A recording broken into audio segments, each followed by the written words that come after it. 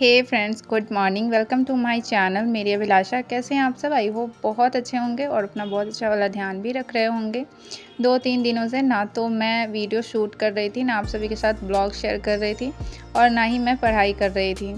तो आज संडे था, मैंने सोचा आप सभी के साथ ना कुछ बातें शेयर करती हूँ और आज एक वीडियो भी शेयर करती हूँ। तो वीडियो को पूरा देखिएगा। ये अंश है और अंश की तबीयत जो है, यानी कि हालत इसकी बहुत ही ज़्यादा ख़राब हो चुकी है। बहुत ही तबीयत इसका बहुत ज़्यादा ख़राब हो गया था हॉस्टल में, और ये हॉस्टल में नहीं रह सकता था, तो फिर इसको हॉस्टल से लाना पड़ा। और यहाँ पे इसको बहुत ज़्यादा फ़ीवर जो है वो तुरंत हो जा रहा है। ऐसा हुआ कि हॉस्टल में था ना, तो इसकी तबीयत जो ख़राब हुई तो हॉस्टल वालों ने इसको दिखाया और इसको मलेरिया नहीं हुआ था, लेकिन पता नहीं किस डॉक्टर से दिखवाया कि इसको मलेरिया की दवाई जो है वो चला दी गई।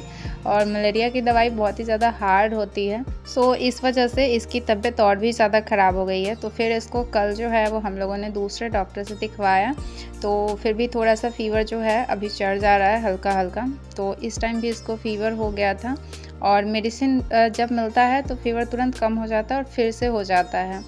तो अभी 2-3 दिनों तक ऐसा रहेगा, क्योंकि दूसरे मलेरिया का मेडिसिन लेने से ना इसको थोड़ा सा साइड इफ़ेक्ट भी उसका हो गया है और इसको थोड़ी सी खून की कमी भी हो गई है। ऐसा होता है ना, लोग जो है वो आ जाएंगे अपना हक दिखाने के लिए, अपना अधिकार दिखाने के लिए, आपको आप में कमी निकालने के लिए कि ये बच्चे को देख नहीं रही है, खाना नहीं देती है, ये नहीं होता है, वो नहीं होता है। लेकिन एक्चुअली में इस बच्चे को जब ज़रूरत है, जो इससे प्यार करते हैं उनकी बहुत ज़्यादा ज़रूरत है, तो इसके पास कोई नहीं है। और जब इसकी हालत बहुत ही ज़्यादा ख़राब हो गई तो इसको फिर मेरे पास ही लाना पड़ा और ये मेरे पास ही आ गया। और अभी कोई नहीं दिख रहे हैं इसके, कोई रिश्तेदार को इससे अब कोई मतलब नहीं है। और जब ये फिर से ठीक हो जाएगा तो फिर सब अपना मतलब दिखाने आ जाएंगे कि नहीं, फिर इसको ध्यान नहीं रखा गया, फिर इसको अच्छे से नहीं रखा गया, फिर इसको खाना नहीं दिया गया। और ये सारी चीज़ें ना सिर्फ इसलिए होती है कि सामने वाले को डिस्टर्ब किया जाए।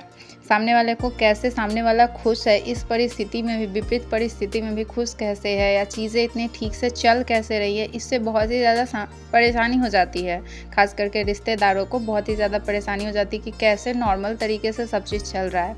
तो वो खुद से जो है वो अपना एक पॉइंट ऑफ व्यू बना लेते हैं कि नहीं, ये ऐसा करती होगी, ऐसे रहती होगी, ये ठीक से नहीं रहती होगी, ठीक से नहीं रखती होगी। वो अपने आप में खुद पॉइंट ऑफ व्यू बना लेते हैं एंड उसको धीरे धीरे फैलाने का काम करते हैं समाज में। और ये चीज़ें ना आपने भी ये फील किया होगा कि रिश्तेदार जो होते हैं वो आप में 10 कमियां निकालेंगे। जब आपकी स्थिति ठीक नहीं रहेगी, आपका समय सही नहीं रहेगा, 10 कमियां निकालेंगे, लेकिन उनकी ज़रूरत होगी आपको तो वो कहीं नहीं दिखेंगे कि हाँ वो भी आपके लाइफ में कुछ मायने रखते हैं या आपके दुख तकलीफ में से भी उनको कुछ लेना देना है। ऐसा कुछ भी नहीं है। वो सिर्फ आजकल के जो रिश्तेदार हो गए हैं वो सिर्फ और सिर्फ डिस्टर्ब करने के लिए हो गए हैं। तो इसी में ना 2-3 दिनों से मैं बहुत ही ज़्यादा, मतलब अब बच्चे की हालत इतनी ख़राब है और उसको फिर से मेरे पास लाके रख दिया गया। जिन लोग इसको लेकर हॉस्टल गए थे, तबीयत ख़राब होने पे वो लोग इसको चुपचाप लाके मेरे पास रख दिए और बोले भी नहीं कि हाँ इसको यहाँ पे रख रहे हैं, इसका तबीयत ख़राब है, ये भी नहीं बोलना है, बस इसको रख के निकल जाना है। इसकी तबीयत ना लगभग पिछले 20 दिनों से इसको फ़ीवर हो रहा था। अगर आप पीछे का ब्लॉग देखते रहे होंगे तो मैंने शेयर भी किया था कि हाँ उसकी तबीयत ख़राब हो जा रही है, फ़ीवर हो जा रहा है। हम लोग मिलने भी गए थे, लेकिन मैं इसको ला नहीं सकती थी क्योंकि मैंने नहीं रखा हुआ था वहाँ पे, कोई और रखे हुए थे। फिर मैं अगर इसको ले आती ना और इसकी तबीयत बहुत ज़्यादा ख़राब हो जाती तो फिर सारा इल्ज़ाम मेरे ऊपर आ जाता कि इसी ने ज़रूर कुछ किया है, तो इसलिए मैं इसको नहीं ला रही थी।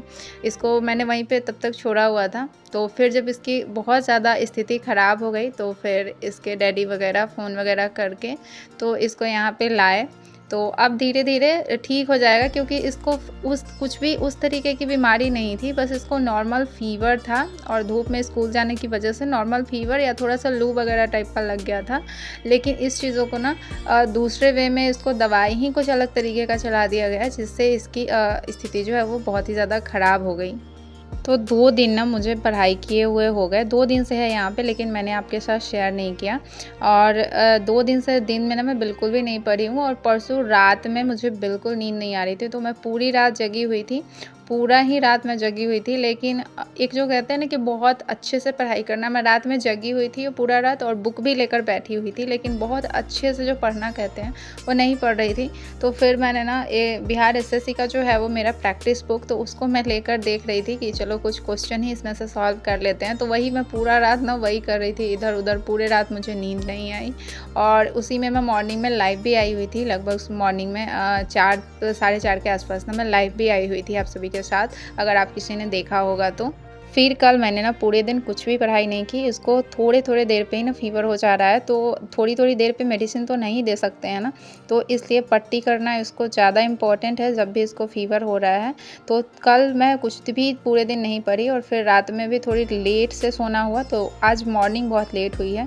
तो उस उठने के बाद आज संडे था, तो घर में पोछा वगैरह लगाना, थोड़ा घर की साफ़ सफाई जो ही करना, तो वो सब मैं करने में लगी। लेकिन आज मैंने सोचा कि नहीं, आज फिर से कुछ तो पढ़ाई किया जाए। 2-3 दिन जो है वो निकल गए और मेरे साथ अक्सर होता है जब भी मैं सोचती हूँ ना कि कल से मैं बहुत अच्छे से पढ़ाई करने वाली हूँ, रूटीन बना के अच्छे से, तो मेरे साथ यही प्रॉब्लम है कि कुछ ना कुछ तो मेरे साथ हो जाता है फैमिली में कि फिर मैं डिस्टर्ब हो जाती हूँ। अब 2-3 दिनों से किसी को कोई मतलब फ़र्क नहीं पड़ा, लेकिन मैं तो डिस्टर्ब हो रही हूँ ना। और सबसे बुरा तब लगेगा कि इतना करने के बाद ना जब लोग आएंगे तो कहेंगे कि तुमने किया क्या है, तुमने तो कुछ नहीं किया है। तो इतना उस टाइम ना मन दुखी हो जाता है कि क्या ही बताए। लेकिन शायद कोई बड़ा हो ना तो एकदम छोड़ दे आदमी, लेकिन बच्चा है तो छोड़ भी नहीं सकते हैं, तो इसलिए करना ही पड़ता है।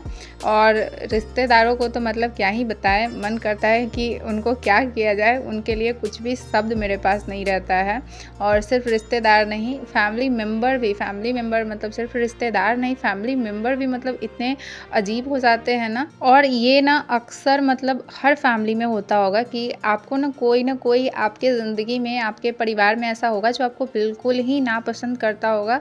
तो आप कितना भी अच्छा कर लेंगे ना, कितना भी अच्छा करने का प्रयास करेंगे, फिर भी ना वो आप में कमियां ही निकालेगा। फिर सिर्फ आप में वो कमी ढूंढ ही लेगा, चाहे आप कितना भी पॉजिटिव काम करें। तो उस तरह के मेंबर को ना आप कभी खुश नहीं कर सकते हैं, कभी भी उसको खुश आप नहीं कर सकते हैं, चाहे आप कुछ भी कर लें।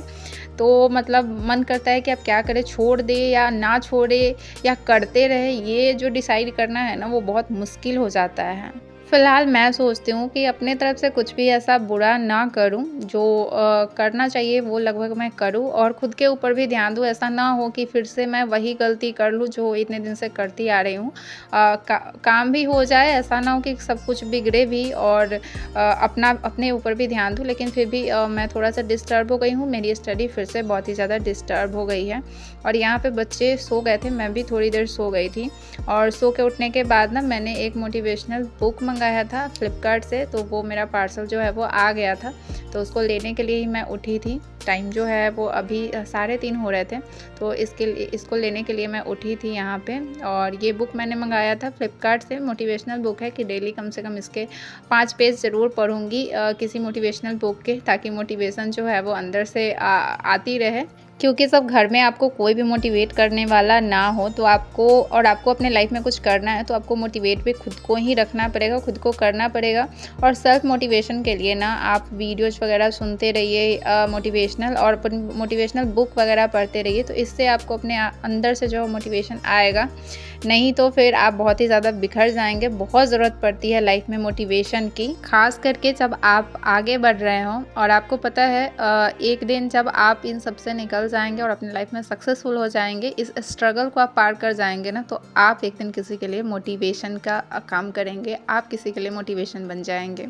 सबसे ज़्यादा यहाँ पे आपको देखने को मिलेगा वासु और हंस का प्यार, जो आपने देखा होगा कि दोनों भाई एक दूसरे के साथ बहुत ही ज़्यादा खेलते हैं, बहुत ही ज़्यादा साथ में रहते हैं। तो दोनों भाई ना अभी तक सोए ही हुए थे और मैं यहाँ पे आ गई थी पढ़ाई करने के लिए। मेरी भी तबीयत 2 दिनों से ना ठीक नहीं है, मतलब ख़राब ही है। आपको मेरे शक्ल से ही दिख रहा होगा कि बाकी दिनों की अपेक्षा मैं ठीक नहीं लग रही हूँ। और सबसे ज़्यादा ये है कि रात में मुझे आजकल फिर नींद नहीं आ रही है, तो इस वजह से भी ना फेस पे एकदम थकान सा जो है वो दिख रहा है। और एक ऐसा तबीयत ख़राब हो जाता है ना कि मतलब आपकी तबीयत ख़राब रहती भी नहीं है और आपको कुछ भी करने का मन भी नहीं करता है, तो उस टाइप का हो गया है। और यहाँ पे मैं वो बुक पढ़ रही हूँ जो मैंने अभी मंगाए थे, मोटिवेशनल बुक, तो इसको अभी मैं रीड कर रही हूँ। सोची हूँ कि मैं थोड़ा सा पढ़ के देखती हूँ कि पढ़ने में कैसा लगता है और फर्स्ट टाइम मैं कोई मोटिवेशनल बुक मंगाई हूँ। अगर ये बुक पढ़ने में मुझे अच्छा लगा तो मैं और भी बुक मंगाऊँगी। मैंने कुछ बुक जो है वो सिलेक्ट करके फ्लिपकार्ट में सिलेक्ट भी कर लिया है।